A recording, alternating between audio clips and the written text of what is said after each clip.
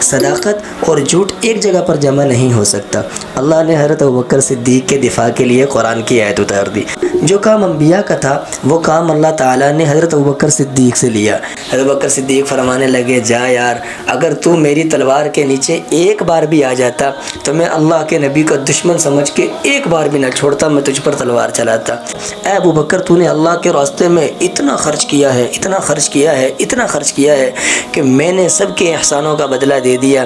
ابوبکر، تیرے احسانات کا بدلہ اللہ خود دیں گے، میں نہیں دے سکتا۔ وہ پہلا مددگار اور پہلا صحابی، نبی نے جسے ہر قدم پر دعا دی، وہ افضل بشر بعد از انبیاء ہے، وہ جانے صداقت، وہ جانے وفا ہے۔ هذا الدر وهذه الكلم بمديح الهادي تنتظم، ضاءت بالمختار الظلم وحلا في مولده النغم. من مكة ضاء الكون هدى والسهل تزين والأكم، وتمايلت الدنيا طربا وغدت بالمولد تبتسم.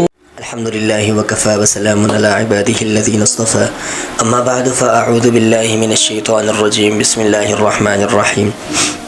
پچھلے کلپ میں حضرت ابوبکر صدیق رضی اللہ تعالی عنہ کے فضائل بیان ہو رہے تھے اور نبی علیہ الصلوۃ والسلام کی حضرت ابوبکر صدیق سے محبت بتائی جا رہی تھی، اور حضرت ابوبکر صدیق رضی اللہ تعالی عنہ اللہ کے نبی کے لاڈلے صحابی ہیں، اس پر گفتگو ہو رہی تھی۔ آج کوشش کریں گے کہ حضرت ابوبکر صدیق رضی اللہ تعالی عنہ کے فضائل قرآن سے چن چن کر آپ کے سامنے رکھے جائیں۔ قرآن مجید میں اللہ تعالیٰ نے متعدد جگہ پر حضرت ابوبکر صدیق رضی اللہ تعالیٰ عنہ کا دفاع بھی کیا ہے، حضرت ابوبکر صدیق کے فضائل بھی بیان کیے ہیں بہت سی جگہوں پر، وہ سب آپ کے سامنے رکھے جائیں گے۔ پہلی آیت اللہ رب العزت قرآن میں فرماتے ہیں، اذ ہما فی الغار اذ یقول لصاحبہ لا تحزن ان اللہ معنا۔ اللہ رب العزت غار ثور کا منظر پیش کر رہے ہیں کہ جب اللہ کے نبی صلی اللہ علیہ وسلم کے ساتھ حضرت ابوبکر غار میں تھے، کفار مکہ تلاش کرتے کرتے وہاں پر پہنچ گئے۔ اب جب وہاں پر پہنچے تو حضرت ابوبکر صدیق کو اللہ کے نبی کا غم تھا کہ اللہ کے نبی کو کفار نقصان نہ پہنچا دیں۔ وہاں پر اللہ کے نبی نے فرمایا، لا تحزن ان اللہ معنا، ابوبکر غم نہ کر، اللہ ہمارے ساتھ ہے۔ یہاں دو باتیں سمجھیں، ایک بات تو یہ کہ اللہ نے خود حضرت ابوبکر صدیق کو صحابی کہا، اذ ہما فی الغار اذ یقول لصاحبہ، اللہ خود حضرت ابوبکر صدیق کو صحابی فرما رہے ہیں، لہذا جو حضرت ابوبکر صدیق کی صحابیت کا انکار کرے گا وہ کافر ہو جائے گا قرآن کی روح سے۔ دوسری بات، اللہ کے نبی نے فرمایا تھا، لا تحزن ان اللہ معنا، ابوبکر غم نہ کر، اللہ ہمارے ساتھ ہے۔ ایک ہوتا ہے خوف اور ایک ہوتا ہے غم۔ خوف جو ہوتا ہے وہ اپنی ذات کے لیے ہوتا ہے، غم جو ہوتا ہے وہ دوسروں کے لیے ہوتا ہے۔ پتہ چلا حضرت ابوبکر صدیق کو اللہ کے نبی کا اتنا غم تھا، اللہ کے نبی کی اتنی پریشانی تھی کہ اللہ کے نبی کو یہ کہنا پڑا، لا تحزن ان اللہ معنا، ابوبکر غم نہ کر، اللہ ہمارے ساتھ ہے۔ ایک آیت تو یہ حضرت ابوبکر صدیق کے لیے قرآن مجید میں اللہ رب العزت نے اتاری۔ دوسری آیت قرآن میں ایک جگہ اللہ رب العزت نے حکم دیا، من ذا الذی یقرض اللہ قرضا حسنا، کون ہے جو اللہ کو قرض دے، قرض حسنا، یعنی آپ اللہ کے راستے میں خرچ کریں، یہ قرض اللہ کے پاس جائے گا، اللہ قیامت کے دن اس کا بدلہ دیں گے۔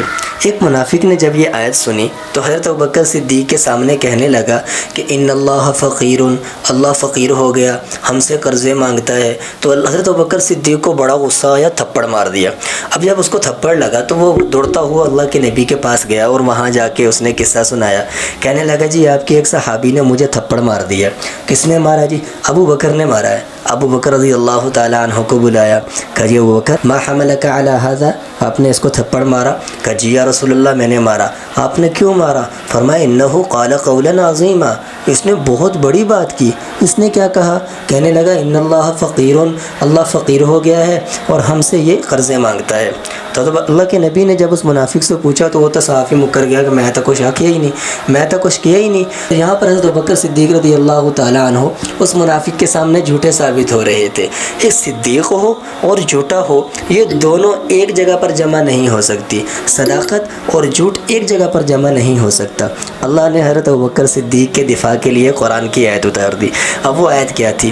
لقد سمع اللہ قول الذین قالوا ان اللہ فقیر ونحن اغنیاء، یہ قرآن اللہ نے اتاری۔ ترجمہ کیا ہے؟ اللہ فرماتے ہیں کہ میں نے سن لی ان کی بات جس نے کہا تھا کہ اللہ فقیر ہو گیا ہے اور ہم غنی ہو گئے۔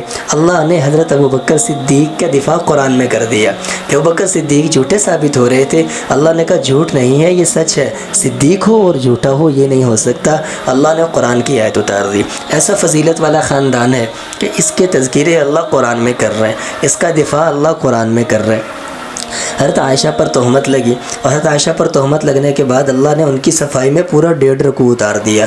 ایسا فضیلت والا خاندان۔ اب دیکھیں کہ پیچھے حضرت عائشہ پر تہمت لگی تو ان کے لیے قرآن اتر گیا۔ اسی کے ساتھ ہی آگے اللہ فرماتے ہیں وَلَا يَأْتَلِ أُولُو الْفَضْلِ مِنْكُمْ۔ اب یہ اس آیت کا پس منظر کیا ہے، وجہ کیا ہے؟ جب حضرت عائشہ پر تہمت لگی تو بہت سے مسلمان بھی یہ کہنے لگے ممکنہ ہو گئی ہو عائشہ سے غلطی، انسان ہے، غلطیوں سے پاک تو اللہ اور اس کے رسول ہیں، ممکن ہے عائشہ سے غلطی ہو گئی ہو۔ تو ان میں ایک صحابی تھے، وہ حضرت ابوبکر صدیق کے رشتہ دار تھے، مال کے اعتبار سے تھوڑے کمزور تھے، تو حضرت ابوبکر صدیق ان کے گھر کا خرچہ اٹھایا کرتے تھے، ان کو مال دیا کرتے تھے، راشن دیا کرتے تھے۔ تو انہوں نے بھی یہ کہا کہ ہو سکتا ہے عائشہ سے یہ غلطی ہو گئی ہو سکتا ہے انسان ہے غلطی ہو گئی ہو۔ حضرت ابوبکر صدیق کو جب پتہ چلا تو حضرت ابوبکر صدیق نے یہ کہا کہ یہ میرا رشتہ دار ہے، میں اس کے گھر کا راشن اس کے گھر میں پہنچاتا ہوں، اس کا خرچہ اٹھاتا ہوں، اور یہ بھی یہ کہہ رہا ہے کہ ہو سکتا ہے عائشہ سے غلطی ہو گئی ہو، میرے گھر کے اوپر الزام لگا رہا ہے۔ تو انہوں نے جو راشن دیا تھا وہ راشن دینا بند کر دیا۔ اب اللہ رب العزت نے قرآن کی آیت اتاری، فرمایا وَلَا يَأْتَلِ أُولُو الْفَضْلِ مِنْكُمْ وَالسَّعَةِ أَن يُؤْتُوا أُولِي الْقُرْبَى، کہ حضرت یہاں پر حضرت ابوبکر صدیق رضی اللہ تعالیٰ عنہ کے مال کو فضل کہا اور حضرت ابوبکر صدیق کو فضیلت والا کہا۔ اللہ کے نبی نے حضرت ابوبکر صدیق کو بلایا اور کہا کہ ابوبکر کہ آپ نہیں چاہتے کہ اللہ آپ کی مغفرت فرمائے؟ آپ جیسے لوگوں کو، فضیلت والے لوگوں کو یہ شعبہ نہیں دیتا کہ وہ ایسا کریں؟ ان کو جی کیوں نہیں، میں چاہتا ہوں کہ اللہ میری مغفرت فرمائے۔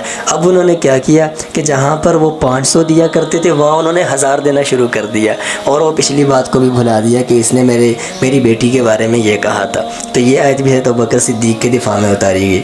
اچھا ایک اور آیت ہے قرآن مجید کی، اللہ فرماتے یا ایھا الذین آمنوا من یرتد منکم عن دینہ فسوف یأتی اللہ بقوم یحبهم ویحبون اذلۃ علی المؤمنین اعزۃ علی الکافرین یجاہدون فی سبیل اللہ۔ پہلے اس آیت کا ترجمہ سمجھے۔ اللہ فرماتے ہیں کہ اے ایمان والو من یرتد منکم عن دینہ، وہ لوگ جو مرتد ہو گئے اور دین سے پھر گئے، ٹھیک ہے، عن دینہ فسوف یأتی اللہ بقوم، اللہ رب العزت ان پر ایسی قوم کو مسلط فرما دیں گے، یحبهم ویحبون، کہ جو اللہ سے محبت کریں، اللہ ان سے محبت کرے، اذلۃ علی المؤمنین، ایمان والوں کے لیے بہت ہی نرم، اعزۃ علی الکافرین، کافروں کے لیے بہت سخت، اور آگے فرمائے یجاہدون فی سبیل اللہ، اور اللہ کے راستے میں جہاد کرنے والے۔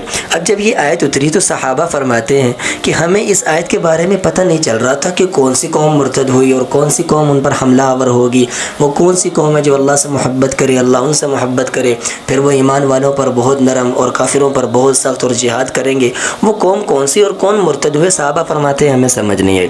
یہ سمجھ کب آئی؟ جب اللہ کے نبی کا انتقال ہوا اور حضرت ابوبکر صدیق نے خلافت کے معاملات کو سنبھالا تو مسلمہ کذاب نے نبوت کا دعویٰ کیا۔ اب جب اس نے نبوت کا دعویٰ کیا تو بہت بڑی جماعت مسلمانوں کی مرتد ہو گئی۔ یہاں ایک بات سمجھیں کہ لوگ کہتے ہیں صحابہ مرتد ہو گئے، صحابہ مرتد نہیں ہوئے تھے، یہ بات اپنے ذہنوں سے نکال دیں۔ صحابی کے لیے تعریف سمجھے، صحابی کہتے کس کو ہیں، سارے معاملات سمجھ آ جائیں گے۔ صحابی ہونے کے لیے 3 نشانیوں کا ہونا ضروری ہے، پوری امت مسلمہ کا اس پر اجماع ہے کہ صحابی ہونے کے لیے یہ 3 نشانیاں ہونا بہت ضروری ہے۔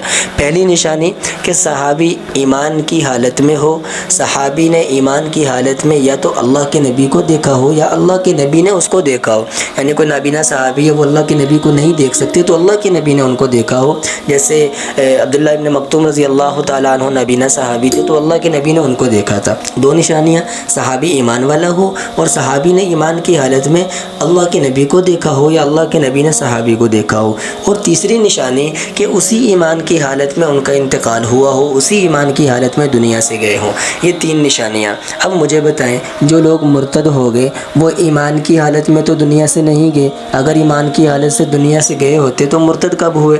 تو بھئی ان کے لیے یہ نہیں کہا جائے گا کہ صحابہ مرتد ہوئے، بلکہ یہ کہا جائے گا کہ بس کچھ لوگ تھے جو اسلام میں داخل ہوئے اور پھر مرتد ہو گئے۔ خیر جب یہ آیت اتری تو صحابہ کو سمجھ نہ آئی، تو صحابہ نے بعد میں اس منظر کو دیکھا کہ جب حضرت ابوبکر صدیق نے خلافت کے معاملات کو سنبھالا، جب خلافت کے معاملات کو سنبھالا امت مسلمہ کذاب نے نبوت کا دعویٰ کیا، بہت سی جماعت اسلام سے پھر گئی، تو حضرت ابوبکر صدیق نے ان کے خلاف جہاد کا اعلان کیا کہ میں ان کے خلاف جہاد کروں گا۔ یہ وہ قوم تھی جو اللہ نے ان پر مسلط کر دی۔ اب یحبہم ویحبونہ، یہاں پر ایک بات سمجھیں کہ وہ اللہ سے محبت کرے اور اللہ ان سے محبت کرے، یہ بات تو صاف ظاہر ہے کہ اللہ بھی حضرت ابوبکر صدیق سے محبت کرتے ہیں اور حضرت ابوبکر صدیق بھی اللہ سے محبت کرتے ہیں۔ اچھا آگے، ایمان والوں کے لیے بہت نرم اور کافروں کے لیے بہت سخت، یہ ایک بات سمجھے۔ ایمان والوں کے لیے نرم کیسے؟ اللہ کے نبی نے فرمایا ارحم امتی بھی امتی ابو بکر، میری امت کا سب سے رحم دل آدمی ابو بکر، یعنی ایمان والوں کے لیے بہت نرم۔ اچھا کافروں کے لیے سخت کیسے؟ جب وہ جنگ کا اعلان کیا تو حضرت عمر رضی اللہ تعالیٰ عنہ آگے فرمانے لگے کہ امیر المومنین ابھی جنگ نہ کریں، اگر ابھی جنگ کی تو مدینہ سارا خالی ہو جائے گا۔ تو حضرت ابوبکر صدیق نے دھکا مارا، حضرت عمر کو دھکا مارا اور پیچھے حضرت عمر گئے اور ان سے کہنے لگے عمر تجھے کیا ہو گیا؟ اجبار فی الکفر، جب کفر کی حالت میں تھا تو بڑی دلیری کی باتیں، اور اسلام میں آیا تو کمزوری کی باتیں کرنے لگا، بزدلی کی باتیں کرنے لگا۔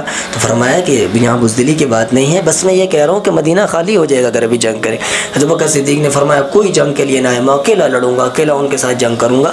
یہ ہے کہ کافروں کے لیے بہت سخت۔ پھر یجاہدون فی سبیل اللہ، کہ کافروں کے ساتھ جہاد کریں گے۔ تو یہ آیت بھی حضرت ابوبکر صدیق رضی اللہ تعالیٰ عنہ کے لیے اتری۔ ایک اور آیت ہے، اس میں اللہ تعالیٰ صدیق اکبر رضی اللہ تعالیٰ عنہ کی فضیلت کو بیان فرما رہے ہیں۔ اللہ فرماتے ہیں والذی جاء بالصدق وصدق به اولئک هم المتقون، کہ وہ جو سچ لے کر آیا اور وہ جس نے اس کی تصدیق کی، هم المتقون، دونوں متقی۔ یہ بات سمجھیں، اسلام لانے والے سب سے پہلے صحابی حضرت ابوبکر صدیق رضی اللہ تعالیٰ عنہ۔ یہ آیت حضرت ابوبکر کے لیے کیسے اتری؟ ایک آیت میں اور اللہ فرماتے ہیں مصدق الذی بین یدی، کہ جتنے نبی آئے ہیں ہر نبی دوسرے نبی کی تصدیق کیا کرتا تھا کہ وہ سچا ہے۔ اب اللہ کے نبی صلی اللہ علیہ وسلم تو آخری نبی، آپ کے بعد کسی نبی نے آنا نہیں، تو اللہ کے نبی کی تصدیق کیسے اور کون کرے گا؟ یہی کام جو کام انبیاء کا تھا وہ کام اللہ تعالیٰ نے حضرت ابوبکر صدیق سے لیا۔ حضرت ابوبکر صدیق رضی اللہ تعالیٰ عنہ نے نبی علیہ الصلوۃ والسلام کی تصدیق کی، ٹھیک ہے۔ آگے پھر اللہ فرماتے ہیں والذی جاء بالصدق وصدق به، وہ جو سچ لے کر آیا یعنی اللہ کے نبی، اور آگے فرمایا والذی جاء بالصدق وصدق به، اور جس نے اس کی تصدیق کی، اولئک هم المتقون، دونوں متقی ہیں۔ تفسیر کبیر ایک کتاب ہے، اس میں امام رازی رحمۃ اللہ علیہ فرماتے ہیں کہ یہ آیت حضرت ابوبکر صدیق رضی اللہ تعالیٰ عنہ کے لیے اتری کہ انہوں نے اس کی تصدیق کی تھی۔ تو اس طرح بہت سی متعدد آیات جو کہ حضرت ابوبکر صدیق کی فضیلت میں اتاری گئی۔ ایک آیت اور بھی ہے، اس میں اللہ تعالیٰ حضرت اللہ کے نبی سے فرما رہے ہیں کہ اے میرے نبی، آپ کے ساتھ بہت سے لوگ ایسے ہیں کہ آپ کے معاملے میں اور میرے معاملے میں وہ اپنے باپ کی بھی پرواہ نہیں کرتے اور اپنے بیٹوں کی بھی پرواہ نہیں کرتے، اولاد کی بھی پرواہ نہیں کرتے۔ جب آپ کے اور میرے معاملات میں کوئی بات آ جائے یا وہ آپ کی طرف کوئی بات کرے تو پھر وہ اپنے بیٹے کی بھی پرواہ نہیں کرتے، اپنے باپ کی بھی پرواہ نہیں کرتے۔ یہ آیت پہ حضرت ابوبکر صدیق کے لیے اتاری گئی۔ وہ کیسے اتاری گئی؟ حضرت ابوبکر صدیق رضی اللہ تعالیٰ عنہ کے جو والد تھے انہوں نے اللہ کے نبی صلی اللہ علیہ وسلم کے بارے میں کچھ سخت الفاظ کہے جب وہ اسلام میں نہیں تھے، جب وہ حالت کفر میں تھے۔ آپ یوں کہہ لیں کہ گالی دی، تو حضرت ابوبکر صدیق رضی اللہ تعالیٰ عنہ نے نا ان کو تھپڑ مار دیا۔ جب ان کو تھپڑ لگا تو اللہ کے نبی کو یہ بات پتہ لگی کہ ابوبکر نے اپنے باپ کو تھپڑ مار دیا۔ پوچھا ابوبکر آپ نے تھپڑ مارا؟ کہا جی یا رسول اللہ، میں نے ان کو تھپڑ مارا، اور اگر میرے پاس تلوار ہوتی تو میں ان کا سر اڑا دیتا۔ وجہ کیا تھی کہ انہوں نے آپ کے بارے میں اس طرح کی بات کہی تھی۔ تو یہ حضرت ابوبکر صدیق کے لیے آیت اتری کہ وہ اپنے باپ کی بھی پرواہ نہیں کرتے، اولادوں کی بھی پرواہ نہیں کرتے۔ وہ کیسے کہ بدر کے میدان میں حضرت ابوبکر صدیق کے ایک بیٹے وہ فرماتے ہیں بعد میں اسلام لے آئے، اور جب اسلام لے کر آئے اور حالت ایمان میں اپنے والد سے فرمانے لگے کہ والد صاحب جب آپ بدر کے میدان میں میری تلوار کے نیچے 3 مرتبہ آئے اور میں نے باپ سمجھ کر چھوڑ دیا۔ حضرت ابوبکر صدیق فرمانے لگے جا یار، اگر تو میری تلوار کے نیچے ایک بار بھی آ جاتا تو میں اللہ کے نبی کا دشمن سمجھ کے ایک بار بھی نہ چھوڑتا، میں تجھ پر تلوار چلاتا۔ تو یہ وہ آیت تھی جو حضرت ابوبکر صدیق کی فضیلت کے لیے اتاری گئی کہ ابوبکر صدیق رضی اللہ تعالیٰ عنہ اتنی محبت فرماتے تھے کہ اللہ کے نبی کے معاملے میں نہ اپنے والد کی سنی نہ اپنے بیٹے کی سنی، ان کو بھی برداشت نہیں کرتے تھے، اتنی محبت فرماتے تھے۔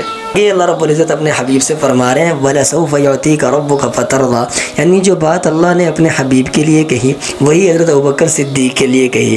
اللہ اپنے حبیب سے فرما رہے ہیں وَلَسَوْفَ يُعْطِيكَ رَبُّكَ فَتَرْضَىٰ، اے میرے حبیب آپ کو اتنا دوں گا کہ آپ راضی ہو جائیں گے۔ اور اوپر حضرت ابوبکر صدیق سے فرما رہے ہیں وَلَسَوْفَ يَرْضَىٰ، ان کو بھی اتنا دوں گا جو اللہ کے راستے میں مال خرچ کرے، جو متقی ہو کہ وہ بھی راضی ہو جائے گا۔ اب جہاں پر مال خرچ کرنے کی بات ہے، ایک آیت اور ہے لا یستوی منکم من انفق من قبل الفتح وقاتل، کہ جنہوں نے فتح مکہ سے پہلے، فتح سے پہلے جنہوں نے مال خرچ کیا، اللہ ان تک کوئی پہنچ نہیں سکتا، وہ اور فتح مکہ کے بعد کے مال خرچ کرنے والے دونوں برابر نہیں ہو سکتے۔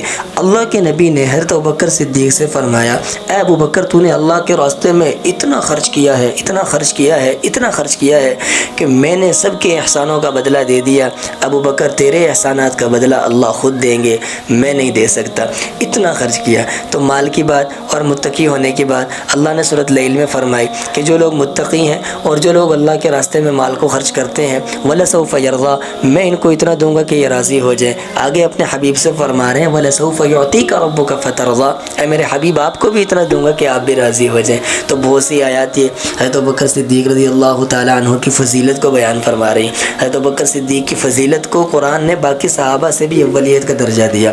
ایک احد کا پہاڑ تھا اور اس کے اوپر اللہ کے نبی اور حضرت ابوبکر صدیق اور حضرت عمر، حضرت عثمان، یہ چار شخصیات اس کے اوپر چل رہی۔ اچانک زلزلہ سا آیا تو اللہ کے نبی نے فرمایا اسبت یا احد، احد کو ایڑی ماری، احد کے پہاڑ کو، اور کہا اسبت یا احد، احد کا پہاڑ تھم گیا۔ فرمایا تو رک جا، تجھے پتہ نہیں ہے تیرے اوپر ایک نبی ہے، ایک صدیق ہے اور دو شہید ہیں۔ ایک نبی ہے، ایک صدیق اور دو شہید۔ دو شہید حضرت عمر، حضرت عثمان، یہ بعد میں شہید ہوئے، اور ایک نبی اور ایک صدیق۔ قرآن دیکھیے کہ قرآن حضرت ابوبکر صدیق کو کیسے اولیت کا درجہ دے رہا ہے۔ اللہ فرماتے ہیں من النبیین والصدیقین والشہداء والصالحین، پہلا درجہ نبیوں کا ہے، پھر صدیقین کا ہے، پھر شہداء کا ہے۔ اللہ کے نبی نے بھی یہی فرمایا کہ احد تیرے اوپر ایک نبی ہے، ایک صدیق ہے، دو شہید۔ اللہ نے بھی یہی فرمایا، پہلا رتبہ نبیوں کا، پھر صدیقین کا، پھر شہداء کا، یعنی باقی صحابہ میں حضرت ابوبکر صدیق کو اولیت دی ہے۔ تو قرآن حضرت ابوبکر صدیق رضی اللہ تعالیٰ عنہ کے فضائل کو بیان کرتا ہے، اور اتنی فضیلت ہے، اتنی فضیلت ہے کہ آپ اندازہ نہیں کر سکتے۔ ہماری کیا اوقات ہے ہم ابوبکر صدیق کے بارے میں بات کریں؟ وہ پہلا مددگار اور پہلا صحابی، نبی نے جسے ہر قدم پر دعا دی، وہ افضل بشر بعد از انبیاء ہے، وہ جان صداقت، وہ جان وفا ہے۔ وآخر دعوانا ان الحمدللہ رب العالمین۔